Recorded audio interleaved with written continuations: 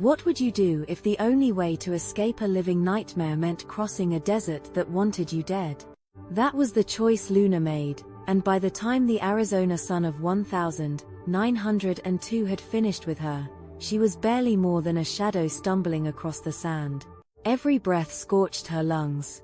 Heat pressed down like a physical weight, merciless and unrelenting, bleaching the cacti and turning the horizon into a wavering illusion. Dust clung to her damp skin, forming a second layer over the torn fabric of her dress. Each step was a battle as the sand swallowed her worn boots inch by inch, as if the land itself questioned her right to survive. A mile behind her lay the life she had abandoned, a polished prison disguised as marriage, a house filled with fine furniture and colder silences. And at its center stood Axel. Even thinking his name left a bitter taste on her cracked lips. His touch had never offered warmth, only control. His words had never comforted, only commanded. She had fled under the cover of darkness with nothing but the clothes on her back and a small purse containing her mother's savings, just enough for a train ticket to anywhere but there. The horse she'd taken from his stable, exhausted and mistreated like everything else he owned, had collapsed 2 mornings earlier. Since then, Luna had faced the desert alone. Her water was long gone, her head throbbed, dark spots clouded her vision. She knew she was drifting toward delirium. Axel's face began to appear in the heat waves, thin smile curling as his voice rode the wind. Ungrateful. Where do you think you're going? You belong to me. She shook her head as if she could physically dislodge the memory. She did not belong to him. Not anymore. And then she saw it. At first she feared it was another mirage, but the silhouette did not vanish. Against the trembling horizon stood the outline of a ranch, old, weathered, possibly abandoned.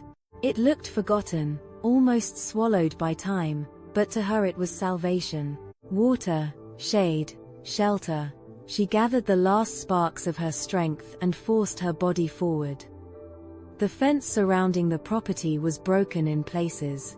The gate hung crooked from a rusted hinge. No smoke rose from the house. The windows were dark and hollow. Better, she thought faintly. Fewer questions. The barn loomed beside the house, large and solid despite its age. It promised shade, and shade meant survival. She pushed the heavy door open. It creaked sharply, the sound cutting through the stillness. Inside, the air felt cooler, thick with the scent of hay, leather, and earth.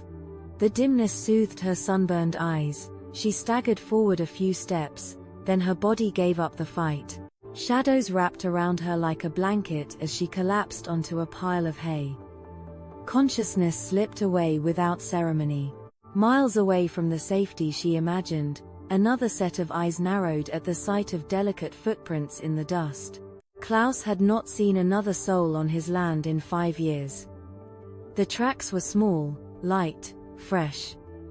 They did not belong to a man foolish enough to wander these parts uninvited. His hand moved instinctively to the pistol at his hip, habit forged from years of isolation. His ranch was both refuge and exile. He had bought it to escape memories he could not outrun and people he no longer trusted. He followed the prints to the barn, tension sharpening his focus. The door creaked as he pushed it open, a familiar sound that felt different today, like a warning. His eyes adjusted to the dim interior, and that was when he saw the splash of faded blue against golden hay. For a moment, he thought exhaustion was playing tricks on him. But then the figure moved. A low, broken moan escaped, cracked lips. She was young. Dirt and small cuts marked her skin, but beneath the grime he could see delicate features and chestnut hair fanned around her face. When he touched her forehead with the back of his rough fingers, the heat startled him. Fever, severe dehydration. She was close to death. Compassion struck him harder than suspicion. Without another word, Klaus lifted her. She was lighter than he expected, fragile as something fallen from the sky. Carrying her toward the house, the first living presence he had allowed into his world in years, he felt something unfamiliar stir inside him. Responsibility, yes, but also something deeper. something he had buried long ago. He laid her gently on his bed, the only soft place in the small cabin. Her breathing was shallow, her body trembling. Acting on instinct, he soaked a cloth in cool well water and pressed it to her forehead, her cheeks, her neck. She sighed faintly, a small sound of relief, but the fever still burned fiercely beneath her skin. Klaus stood still for a moment, watching her, realizing that this unconscious stranger had already disrupted the careful silence of his life. He did not know her name, he did not know her story, but somehow, he knew one thing with certainty. Whatever had driven her into the desert was not finished with her yet. And neither, it seemed, was he. The fever refused to break, and Klaus knew water alone would not be enough. He moved through his small cabin with controlled urgency, pulling open a cupboard rarely touched except on the coldest nights. From the back, he retrieved a bottle of homemade mezcal he had once purchased from an old mountain dweller. The drink was strong, stronger than most men could handle, and the old man had warned him with a crooked grin that it had a way of stirring what lay hidden beneath the surface. Klaus had always dismissed that as folklore. To him, it was simply liquor. He poured some into a metal cup, intending to use it to clean the scratches on the stranger's arms and perhaps coax a few drops past her lips to fight infection. Before returning to her side, he lifted the cup and took a long swallow himself. The liquid burned all the way down, spreading heat through his chest, through muscles hardened by years of labor and solitude. It chased away the cold emptiness he carried like a second spine. When he returned to the bed, the damp cloth had wiped away much of the dust from her face. Beneath the grime was undeniable beauty. Fever had flushed her cheeks, and her lips, though dry, were soft and slightly parted as she breathed. For a long moment, he simply stood there, studying her. She did not belong in this harsh land. She looked like something meant for gardens and sunlight, not isolation and survival. He dipped a fresh cloth in water and brushed it gently over her mouth. At the contact, she stirred. Her scent dust, heat, and something distinctly feminine reached him, sharper now. He became aware of how small she looked against his bed, how fragile. The heat from the mezcal continued to move through him, loosening restraints he had carefully built over years. He had lived alone by choice. After losing his wife and child, he had sworn to keep his distance from the world, from attachment, from hope. He had convinced himself that solitude was safer for him and for anyone else. But standing beside this woman, watching her fight for breath, he felt those barriers weaken. She began to wake slowly, drifting up from the haze of fever. The first sensation she registered was coolness against her skin. The second was presence. Large, close, male. Her eyes fluttered open. The world was blurred at first, then slowly sharpened into the outline of a man leaning over her. Rough features. Dark hair falling loosely around his face, stubble shadowing a strong jaw. And eyes deep blue, intense enough to make her pulse jump. Panic surged instantly. A man, a stranger, she was in his bed. Memories of Axel rose like poison. Control, ownership, the way he watched her, as though she were a possession rather than a person. She tried to sit up, but her limbs felt heavy and weak. A faint cry escaped her throat. Klaus stepped back slightly, surprised by the sudden fear in her eyes. "You're safe," he said, voice low, steady. He kept his distance now, palms open, showing he meant no harm. "You collapsed in my barn. You were burning with fever." Her breathing remained uneven. She searched his face for cruelty, for calculation. Instead, she saw something else: restraint, concern, even water, she managed to whisper. He helped her sit up carefully, supporting her back as he brought the cup to her lips. She drank greedily at first, then slowed as the coolness eased the fire in her throat. Each swallow felt like a small return to life. When she finished, she leaned back against the pillow, exhausted but more alert. The cabin around her was simple, clean, practical, devoid of decoration, except for a single faded photograph on the mantel. The air smelled of wood and leather, not perfume and polished floors. This place was real, honest. "My name is Klaus," he said after a moment, as if the silence required something solid. "You're on my land." She hesitated before answering. Giving her name felt like surrendering something, but she had already crossed a desert to claim her freedom. "Luna," she said quietly. He nodded once. "You're safe here, Luna." The words were simple, yet they settled deep inside her. Safe. It was not a word she had felt in years. Outside, the sun continued its relentless climb, but inside the cabin, a fragile shift had begun. Two strangers, both carrying their own broken histories, now shared the same small space. Neither of them knew that the past they thought they had outrun was already moving toward them. And neither understood that this meeting born from desperation and chance would soon demand more courage than either had ever imagined. If you think this was just a rescue, think again, because the real storm hasn't even reached the ranch yet. Part 3. The quiet inside the cabin felt almost deceptive, as if the world outside had paused to watch what would happen next. Luna rested against the pillow, the cup of water still trembling slightly in her hands. Strength was returning in slow, uneven waves, but her mind was clearer now, and with clarity came fear. She had escaped one man who believed he owned her. She had collapsed into the home of another who was stronger, larger, and just as capable of control if he chose to be. Klaus seemed to sense the storm moving behind her eyes. He pulled a wooden chair closer to the bed but remained seated at a respectful distance. His posture was firm yet restrained, like a man constantly measuring his own strength. "You came from the south," he said calmly. "No one travels that stretch alone unless they're running from something." Luna's fingers tightened around the cup. For a brief moment, she considered lying. It would be safer, easier. But lies were what had trapped her in the first place. She drew in a slow breath. "I was married," she said, her voice steady but thin. "I'm not anymore." Klaus didn't interrupt. "He believes I still belong to him," she continued. "He's not a man who accepts refusal." She did not speak Axel's name. Even here, it felt like giving him space in the room. Klaus's jaw tightened slightly, though his tone remained even. "Is he looking for you?" "Yes." There was no hesitation in that answer. "And he won't stop." The air between them shifted. This was no longer just a matter of tending to a sick stranger. This was risk. Axel was not merely a jealous husband, Luna's eyes made that clear. He was the kind of man who pursued what he believed was his. The kind who would cross state lines and deserts without losing sleep. Klaus stood and walked to the window, glancing out across the wide stretch of land surrounding his ranch.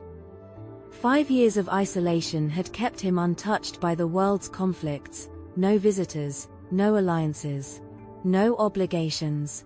He had chosen this distance deliberately after burying his wife and young son, after deciding that attachment only led to devastation. Yet here Luna was, lying in his bed, carrying trouble straight to his door. He should have told her to leave once she regained her strength. That would have been the safest choice for both of them. Instead, he said, "You can stay until you're well." Luna blinked, surprised. "You don't even know me." "I know enough."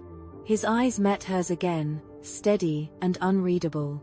"No one deserves to be hunted." The words settled heavily in the room. She searched his face for signs of pity. There were none, only conviction. Over the next few days, recovery came slowly but steadily. Klaus worked the land each morning, tending to repairs on the fence and checking the cattle. But he returned to the cabin often. He brought broth, fresh water, and clean cloths. He spoke little, yet his actions filled the silence with something steadier than conversation. Luna began to observe him the way he had first observed her. His hands were rough from labor, scarred in places. His movements were efficient, controlled. There was no unnecessary touch, no lingering gaze that made her uncomfortable. In fact, he often seemed to pull back too quickly. as if afraid of crossing an invisible line. One afternoon, when her strength had returned enough for her to stand on her own, she stepped outside for the first time. The desert looked different now, less like a prison, more like a vast, open frontier. The sky stretched endlessly overhead, and for the first time since her escape, she felt something close to possibility. Klaus stood by the well, watching her carefully, ready to step forward if she faltered. She noticed. "You don't trust easily," she said quietly. "Trust has a cost," he replied. "And yet you trusted me enough to bring me into your home." He didn't answer immediately. Finally, he said, "You were dying." That seemed reason enough. But they both knew it was more than that. As the sun began to set, painting the horizon in shades of amber and violet, a distant sound broke the calm, faint at first, rhythmic, mechanical. Luna froze. Klaus's head tilted slightly, listening. The sound grew clearer. An engine, a motorcar cutting through desert terrain. In 1902, few men in these parts owned such machines. Fewer still would drive one this far off the beaten path. Color drained from Luna's face. "He found me." Klaus's expression hardened, not with panic, but with resolve. The isolation he had chosen was ending whether he wanted it to or not. Dust began to rise in the distance, a thin line against the fading light. And as the sound of the approaching vehicle grew louder, one truth became undeniable. The desert had not hidden Luna from her past. It had led her straight into a confrontation neither she nor Klaus could avoid. See, the dust cloud thickened against the darkening sky. And with every passing second the sound of the motorcar carved deeper into the silence of the ranch. Luna's pulse pounded in her ears so loudly it nearly drowned out the engine itself. She had hoped for more time to heal, to think, to decide who she would become now that she was free. But freedom, she was learning, was rarely handed over without a fight. Klaus didn't waste a single movement. His stillness sharpened into action. "Inside," he said quietly, not as a command, but as strategy. His eyes never left the approaching vehicle. The machine jolted over uneven ground, forcing its way toward the property with determined persistence. Luna stepped backward toward the cabin, her legs unsteady but no longer weak. Fear tried to pull her into the same paralysis she had lived under for years. This time, she resisted it. She would not be dragged back without a voice. The motorcar rolled to a harsh stop near the broken gate. The engine coughed before dying, leaving behind a ringing quiet that felt heavier than noise. A door slammed. Then another. Axel stepped into view. Even from a distance, his presence carried the same rigid control she remembered. He wore travel dust like an inconvenience, not a burden. His suit, though rumpled from the journey, was still of fine quality dark fabric tailored precisely to his lean frame. His hair was combed back, jaw clean-shaven, eyes scanning the land with cool calculation. He had always believed the world arranged itself for him. His gaze landed on Klaus first. Two men, separated by temperament and history, now stood facing one another across a stretch of hard desert ground. Axel approached without hesitation. "You're trespassing on my business," he called out evenly, though his tone carried an edge sharpened by possession. Klaus didn't move from where he stood. "This is my land," he replied, voice steady and low. "State your purpose." Axel's eyes flicked toward the cabin, and for the first time, Luna saw something crack in his composure. Not worry, not relief, anger. The controlled kind that burned slowly but intensely. "My wife is here," Axel said. "She left without permission." The word struck like a physical blow. Permission. As if she were property. As if marriage were a contract of ownership rather than choice. Klaus's jaw tightened slightly. "No one here belongs to you." Axel gave a thin smile. "You misunderstand. She made vows, legal vows, witnessed and binding." He took another step forward. "Whatever story she told you, it's incomplete." From inside the cabin doorway, Luna stepped into view. Both men turned toward her. For a moment, time seemed to narrow to a single line connecting the three of them. Axel's expression shifted the instant he saw her, not tenderness, not even relief. It was triumph, as though finding her proved something about his authority. "Luna," he said, his voice smoothing into something almost gentle. "You've embarrassed yourself enough, come back." She felt the old instinct to shrink, to apologize, to soften her defiance. Instead, she straightened her shoulders. The desert wind tugged lightly at her hair, but her voice did not tremble. "I'm not going back." The simplicity of the statement landed harder than any accusation. Axel's eyes darkened. "You don't know what you're saying. You're unwell, confused. This man has filled your head."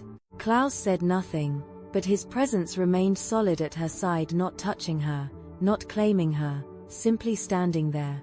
Luna took another step forward, closing the distance herself. "I was confused before," she said evenly. "Now I'm clear." Silence fell again, thicker than before. The desert had witnessed countless standoffs over land and cattle. This one was different. This was about control. Axel's gaze shifted back to Klaus, measuring him properly for the first time. "You think you can keep her?" he asked quietly. Klaus's answer was immediate. "She decides where she stays." The statement cut deeper than any insult. For the first time since arriving, uncertainty flickered across Axel's face, not because he doubted his power, but because the dynamic had changed. Luna was no longer alone, and Klaus was not a man easily intimidated. The wind picked up, swirling dust around their boots as twilight deepened into night. And in that fading light, it became clear that this confrontation would not end with simple words. The last strip of sunlight disappeared behind the horizon, leaving only a deep blue dusk stretched across the desert. The wind carried a sharp chill now, sweeping dust in restless spirals around the three figures standing in silence. What had begun as a search had turned into a test of will. Axel's composure returned piece by piece, like a mask sliding back into place. He adjusted his cuffs slowly, deliberately, as if he was still in a drawing room rather than miles from the nearest town. "Luna," he said, his tone firm but controlled, "this spectacle ends now. You are coming home." Home. The word felt distorted in her ears. That house had never been a sanctuary. It had been a cage lined with polished wood and silent expectations. "I don't have a home with you," she replied. Her voice was calm, but every syllable carried the weight of years she refused to relive. Axel's gaze sharpened. "You're speaking out of emotion. You always were too easily influenced." His eyes flicked briefly toward Klaus, dismissing him as a temporary obstacle. "This man has no understanding of our life. Of what you stand to lose." Klaus finally stepped forward, not aggressively, but enough to remove any illusion that he would remain a distant observer. "She's not something to lose or win," he said quietly. "She's not land. She's not cattle." The directness of his words landed cleanly. Axel's expression hardened. "And who are you to speak about my marriage?" "No one," Klaus answered evenly. "But I know what fear looks like. And she doesn't look afraid of leaving. She looks afraid of returning." The truth of it hung in the air. Luna felt something shift inside her, not because Klaus had defended her, but because he had seen her. Not as fragile, not as property, but as someone capable of choice.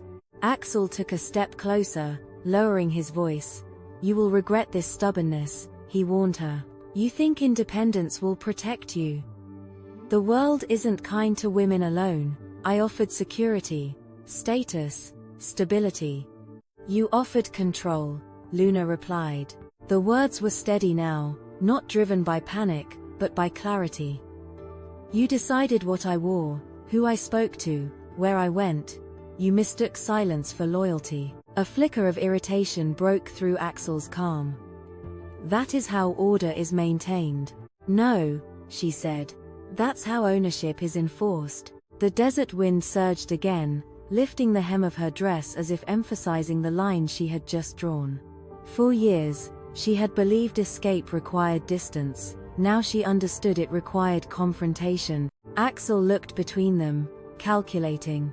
The isolation of the ranch, the absence of witnesses, the sheer size of Klaus, all of it shifted the balance he was accustomed to controlling. He was not a man used to losing face, but he was also not reckless. "You are making a mistake," he said finally, his voice losing its persuasive tone and settling into something colder.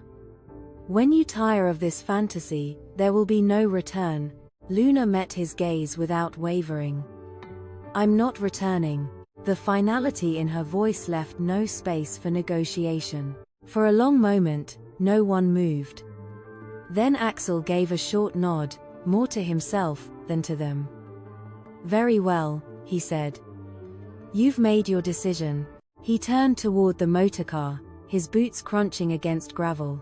The sound felt louder than it should have, like the closing of a chapter neither of them had fully understood until now. He paused only once, glancing back over his shoulder, not at Luna, but at Klaus. "This isn't finished," he said quietly. Klaus held his stare without flinching. "It is." Axel climbed into the vehicle.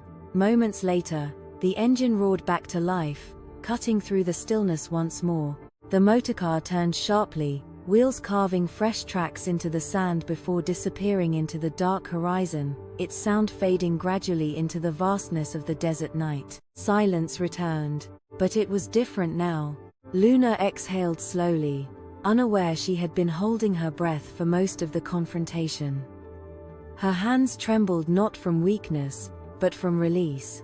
The fear that had driven her across miles of unforgiving terrain had finally been faced directly. Klaus remained still beside her. He did not reach for her. He did not claim victory. He simply stood there, present. "He'll try again," she said softly. "Maybe," Klaus replied, "but not tonight." The stars began to appear overhead, sharp and bright in the open sky. For the first time since stepping into the desert, Luna felt the weight of her choice settle not as dread, but as responsibility. She had chosen uncertainty over control. And now, she would have to build whatever came next from the ground up. The desert night stretched wide and endless above them, stars scattered across the sky like quiet witnesses to everything that had just unfolded. The sound of Axel's motorcar was long gone now, swallowed by distance, but the imprint of his presence still lingered in the air. Luna stood still for a moment, letting the silence settle into her bones. She had expected to feel fear once he left, fear of retaliation, of consequences, but instead she felt something steadier. Relief. Not the fragile kind that disappears at the first sign of trouble. This was deeper. It was the relief of having spoken without permission, of having chosen her own direction, even if the path ahead was uncertain. Klaus finally moved, stepping back toward the cabin. "It'll get cold," he said simply. No dramatics, no grand declarations, just a practical truth. He pushed the door open and waited, not ushering her inside, not guiding her by the arm, just giving her the option. That difference mattered. Inside, the cabin felt smaller than before, but warmer. The lantern light cast steady shadows across the wooden walls. Luna sat at the edge of the table, hands wrapped around a fresh cup of water. She studied the simple space again, the worn chair, the iron stove, the single photograph on the mantel. A woman and a young boy stared back from that frame, frozen in a moment long past. "They were my family," Klaus said quietly, noticing her gaze. She looked at him, but did not press for details. "They died 5 years ago, fever." His voice didn't shake, but it carried the weight of something long buried. "After that, I decided distance was safer than attachment." Luna nodded slowly. "And yet you carried me out of your barn." He met her eyes. "I didn't plan to." That honesty landed stronger than any polished speech could have. For a long moment, neither of them spoke. Outside, the wind moved gently against the cabin walls, no longer violent, no longer threatening, just present. "You didn't have to stand beside me tonight," Luna said. "Yes," he replied, "I did." There was no ownership in his tone. No expectation, just choice. He had stood there because he believed in her right to decide. The desert had stripped both of them down to essentials. For Luna, it had burned away fear and hesitation. For Klaus, it had worn down the walls he had built to keep the world out. Neither of them were the same people they had been a week ago. "What will you do now?" he asked. She considered the question carefully. For the first time, the answer did not revolve around someone else's demands. "I'll work," she said. "Earn my place. Stay until I can stand fully on my own." A faint nod. "There's always work." It wasn't a proposal, it wasn't dependency, it was partnership in its simplest form, two people contributing, choosing to remain. Days turned into weeks. Luna learned the rhythms of the ranch, the early mornings, the weight of a shovel in her hands, the quiet satisfaction of repairing what was broken. She grew stronger, not just in body, but in confidence. Klaus watched without hovering. He offered guidance when asked, silence when needed. Axel never returned. Whether pride stopped him or distance discouraged him, neither of them knew.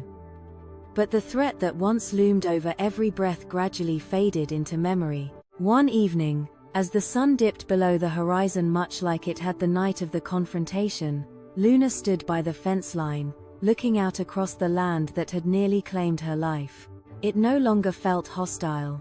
It felt earned. Klaus joined her, standing at her side, not in front, not behind. "You don't belong to this place," he said thoughtfully. She glanced at him. "No," she agreed. "I choose it." That was the difference. Choice. In the end, this was never just about escaping a man or surviving a desert. It was about reclaiming authority over one's own life. Luna had crossed miles of unforgiving terrain not just to flee control, but to confront it. And in doing so, she had forced change not only in herself, but in the man who had once sworn never to let anyone close again. Freedom is rarely loud. Sometimes, it's as simple as standing your ground when the past comes knocking.